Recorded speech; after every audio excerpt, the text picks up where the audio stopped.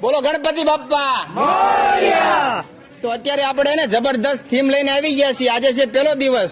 શું સરનામું છે આપણે? પટેલ બોર્ડિંગ પાછળ અંબિકાનગર. ભાઈ અંબિકાનગર માં અમે પહોંચી ગયા છીએ.